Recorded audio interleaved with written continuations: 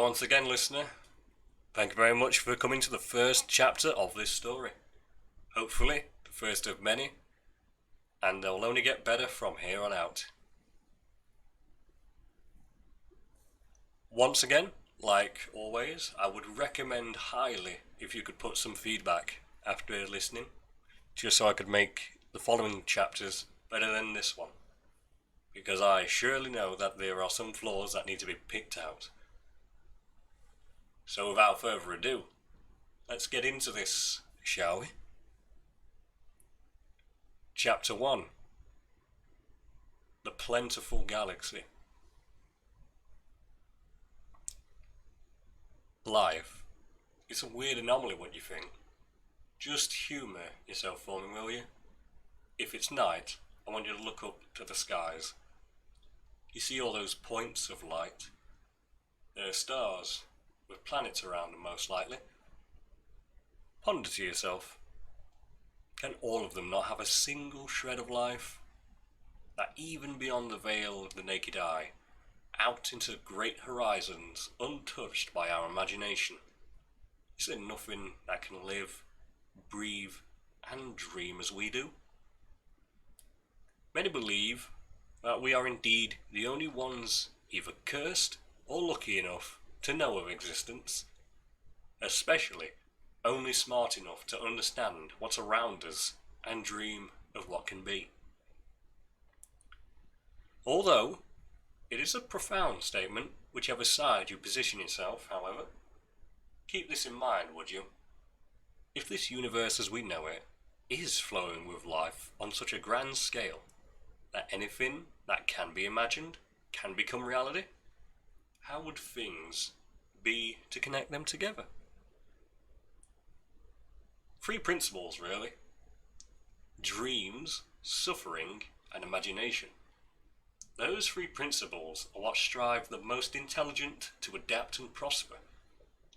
But it's a very grim fee that is paid in ranges from minute diversions to someone's goal to a complete erasure of all they have ever wished to be. The culprit, life itself, intelligent life with dreams, suffering, and imagination, because it can work both ways. Those very principles can also be used to bend and break the wills of others. Some are on a larger scale. Some have dreams that are small and noble. Others that extend to a select group of individuals. And then there are those whose dreams are beyond reach, creating an endless, ever-consuming abyss of ambition. What happens, may I ask, when an individual dreams for themselves and others is so gargantuan and eclipsing? Chaos. Chaos is a certainty that follows ambition. It can cause the suffering of many, and the level of which is entirely dependent on the one whose ambitions are being tested. And so the third principle, imagination, is what determines our actions and plans to achieve our goals. Many have noble intentions, and a minority have sinister undertones. Above all of them are those that see their dreams as the ultimate. That any other dreams are insulting, where any amount of suffering is necessary to reach their goal, and the ways to achieve their dream is powered by the imagination to come up with vicious solutions. So let's look back at that sky and notice the island universe we live in. We call it the Milky Way galaxy. I just want you to point out here, there's this one system on the north corner here that's just discovered how to sharpen stones to create better hunting equipment. But down here, just on the ridge of the Pleiades cluster, is another bunch of races that's just discovered the atom.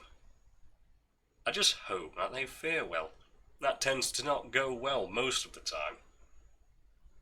And I hope for whoever's listening, I hope for your sake it goes well too. Now, let's go down here. This little red dwarf, known as Trappist-1, there's someone down here who's currently in a state of chaos and suffering because of their dream being crushed, just like so many others in this galaxy, by the ambitions of one man. Around this rather insignificant red dwarf orbits 7 planets. So close are they together in their orbit around the star that if you stood on any, you would be able to see most, if not all, the planets at any given time of day or year. Admittedly, the day, night and year cycles of the planets may be different to wherever you're standing on now. High up in the spaces between them resides evidence of a spacefaring conglomerate, a silhouette of a ship, a piece of wonder locked and sealed together in multiple layers of armor plating and carrying an array of weapons, visible for the purpose of intimidation and a warning sign to whoever or whatever this ship may call a target to stay far back. But upon closer inspection, this ship propels itself with monumental engines at the rear, propelling it through the void. White flames scorching anything that got close. The heat shields serving as both protection of the surrounding hulls, but also a means of protecting the engines' glow a red hue at their ends as a result of the heat. A necessary risk to cover as much of the engines as possible from any outside threat. Calling this ship a city would be a more precise statement. A metropolis of grand machinery coloured silver with cherry red decorations painted onto the hull. But the most striking feature of all is the dominating symbol that is on display on both the broad folded wings of the ship that follow along from rear to the front. The symbol involved a forearm, the hand at the end open with a star in its palm as it reaches even further out to more, just out of its reach. A red circle frames these golden stars. Through the scoring amounts of windows and observation decks placed on the top floors of this ship, many silhouettes of beings stood looking outwards at the worlds, with many more joining them. They kept coming, and crowds began to form, observing the system as if they were tourists or explorers gazing upon a new frontier for the first time, with childish innocence. At the top of the ship, specifically in the middle, was a small yet heavily armoured dome, bearing only one panelled window no larger than a few meters. The window reveals a circular room with 2 floors dividing it in 2. Steps connecting for the crew members to walk around. The rear wall leading to one of 2 entrances holds a host of large computer screens, each plastered with dizzying lights and information being processed by the almost mechanical operators at their bases, echoing statistics and reports on the ship's integrity, overall combat readiness, and plotting the next course.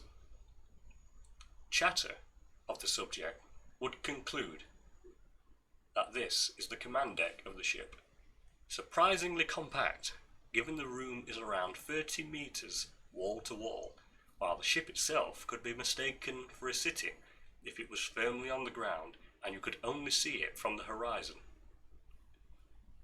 An additional feature is the smell, or the lack of it to be precise. The room, so clean and sterile of any form of foreign bacteria deemed unnecessary for the bridge, completely swiped away by built-in viral evaporators meticulously crafted by the brilliant minds that built such a ship to cleanse this and many other important rooms across the breadth of this titanic marvel, strike the foreign bodies with lasers of microbe thin. So subtle in their destruction of the micro-worlds, no one tends to give the system any thought, as though it was never there in the first place. The colour of the walls and furniture of the command deck match the outside halls too, with the exception of the most prevalent feature. So boldly placed at the centre of the room, overlooking the next floor down, is a carpet of eloquent design, bearing the same four-armed symbol as outside, although it's surrounded by gold and purple fabrics, encircling a single chair. While the other operatives share the same fashion chairs equipped with a built-in computer desk, this chair is more of a throne at first glance, and the more the eye would gaze upon it, it shows the multitude of buttons on the edge of its arms where the seated would rest their hands. The pedals positioned like a car's at the front, slanted for both resting and pressing down.